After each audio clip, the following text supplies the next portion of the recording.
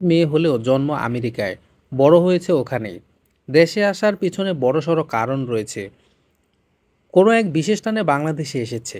Airport থেকে সরাসরি Hasan textile group of ইন্ডাস্ট্রিতে যাবে।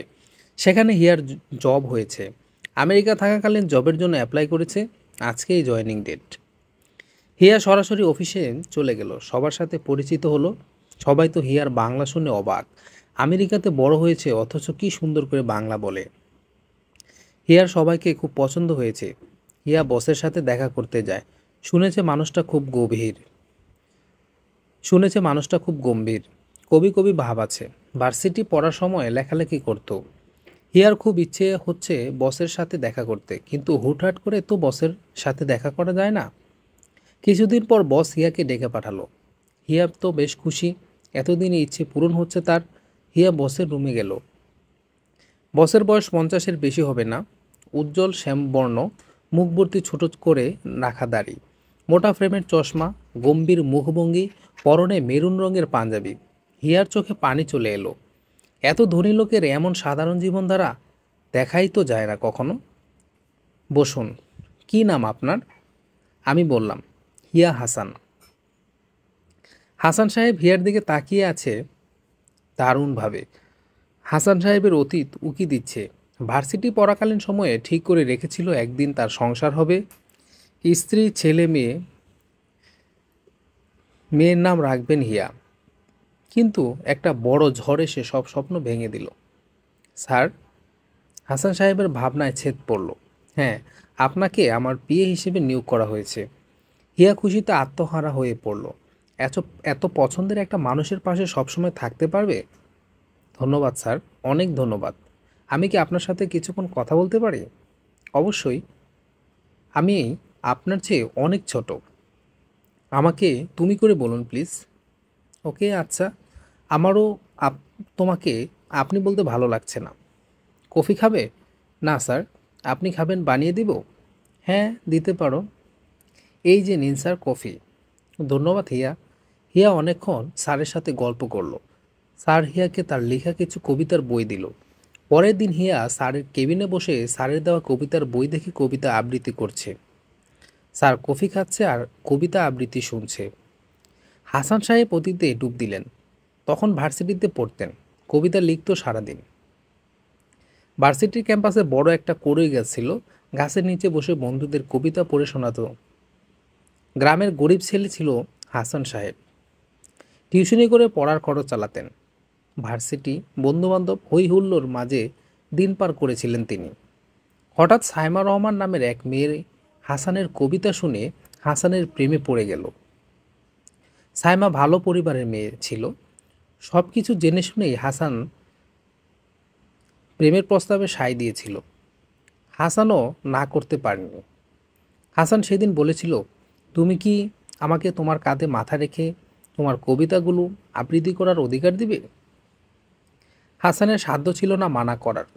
এরপর থেকে হাসান কবিতা লিখে প্রথম সাইমাকে দেখাতো, আর সাইমা হাসানের কাঁধে মাথা রেখে কবিতাগুলো আবৃত্তি করত। কি সুমিষ্ট কণ্ঠস্বর ছিল সাইমার। সে দিনগুলোর কথা আজও ভুলতে পারে না হাসান সাহেব। হিয়ার কবিতা শুনে আজ সাইমাকে বড্ড বেশি মনে পড়ছে হাসানের। কি মিষ্টি কণ্ঠ তোমার। তোমার আবৃত্তি না শুনলে বুঝতেই পারতাম না। হিয়া বলল, ধন্যবাদ স্যার। আপনি চাইলে রোজ আপনাকে কবিতা শোনাবো। হাসান সাহেব, তাহলে তো খুব ভালোই হয়। হাসান সাহেব নজরুল ভক্ত। হিয়া তাই নিজে গিয়ে নীলক্ষেত থেকে বই কিনে এসেছে। অফিসে এসে হাসান স্যারের কেবিনে ঢুকলো।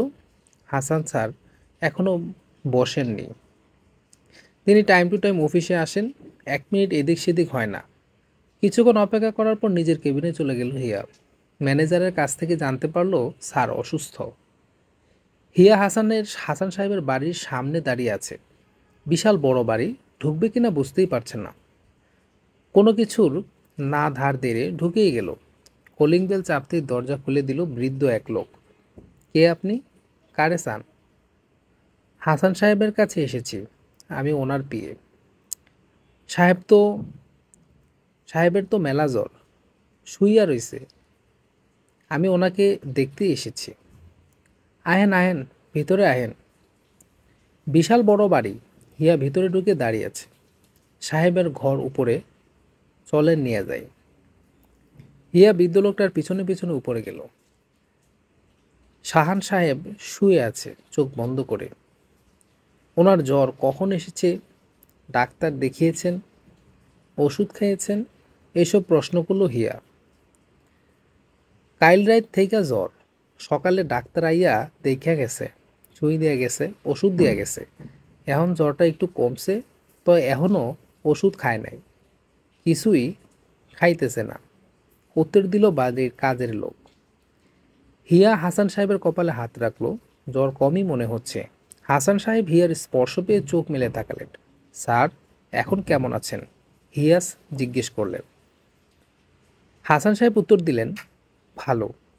তুমি এখানে কিভাবে এলে?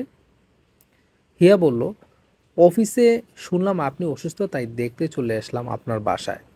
এখন উঠুন, নাস্তা করে ওষুধ খাবেন। আমি আপনার জন্য স্যুপ বানিয়ে এনেছি স্যার। আরে না, তোমাকে এত কষ্ট করতে হবে না। কি যে বলেন না স্যার, আপনি আমার বাবার মতো। আমার বাবা আজ অসুস্থ হলে আমি কি এইটুকু সেবা যত্ন করতাম না? হাসান সাহেব বলার মতো কিছুই খুঁজে পেলেন না। সাইমাকে ভুলে যদি নতুন করে জীবন শুরু করতেন, তাহলে হিয়ার মতো তারও একটা মিষ্টি মেয়ে থাকতো। হিয়া স্যুপ নিয়ে এলো। খেয়ে নিন স্যার, এই যে আপনার ওষুধ। খেয়ে দিয়ে সুস্থ হন তাড়াতাড়ি। এভাবে ঘরে বসে থাকলে আপনার মতো এত বড় কোম্পানি কে দেখবে? হাসান সাহেব মৃদু হাসলেন। বিকেল 4:30 হাসান সাহেবের জ্বর কমে গেছে। স্যার, চলুন বাইরে যাই। এভাবে ঘরে বসে থাকলে আরও অসুস্থ হয়ে পড়বেন। চলেন ঘুরে আসি। কোথায় যাবে? বাইরে হাঁটতে। তোমার বাসায় চিন্তা করবে না? না স্যার, আমার জন্য চিন্তা করার মতো কেউ নেই। মানে? কিছু না স্যার। হাসান সাহেব আর কথা বাড়ালেন না। মেয়েটা বলতে চাইছে না, যা বলতে চায় না তা তিনি শুনতেও চান না। স্যার, হাওয়াই মিঠাই খাবেন? হাসান সাহেব চমকে গেল। মেয়েটা বারবার সায়মাকে মনে করিয়ে দিচ্ছে কেন? সায়মা হাওয়াই মিঠাই খাওয়ার জন্য সবসময় বায়না করত। না না, তুমি খাও, আমি কিনে দেই। হিয়া হাওয়াই মিঠাই খাচ্ছে একদম বাচ্চাদের মতো, আনন্দ করে। হাসান সাহেব চোখের পানি মুছলেন। চলো ফিরে যাই। তুমিও বাড়ি যাও, সন্ধ্যা নেমেছে। হাসান সাহেব শাল জড়িয়ে বারান্দায় বসে আছেন। সকাল থেকে আজ অফিসে যাবেন না, বাসা থেকে বের হবেন না, সারাদিন বাড়িতেই থাকবেন। প্রতি বছর এই দিনে তিনি বাড়িতেই থাকেন একা। তবে আজ একা ভালো লাগছে না। হিয়া হাসান সাহেবের পিছনে গিয়ে দাঁড়ালো। বুঝতে পারছে আজকে স্যারের প্রচণ্ড মন খারাপ। হাসান সাহেব পিছনে না ঘুরেই বলল, তুমি এসে পড়েছ? হ্যাঁ স্যার। বস। হিয়া চেয়ার টেনে বসে পড়ল। তোমার কি সময় হবে? তুমি কি তোমার সাথে কিছুক্ষণ আমি কি তোমার সাথে কিছুক্ষণ কথা বলতে পারি? জি স্যার। প্রতি বছর এই দিনে আমি একা থাকি, তবে এই বছর একা থাকতে মন চাইছে না, তাই তোমাকে ডাকলাম। তুমি এই 1 মাসে আমার অনেক আপন হয়ে গেছো, তাই তোমাকে আমার জীবনের গল্প শোনাতে চাই। কি শুনবে নাকি? খুব চাই স্যার। আজ আমার বিবাহ বার্ষিকী। তারপর বড় বড় শ্বাস নিয়ে হাসান সাহেব বলা শুরু করলেন।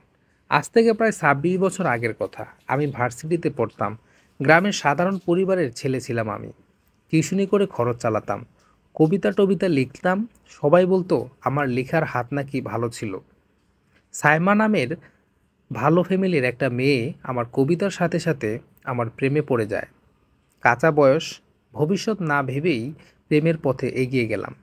দিনগুলো ভালোই কাটছিল। এভাবে এভাবে প্রায় 2 বছর কেটে গেল।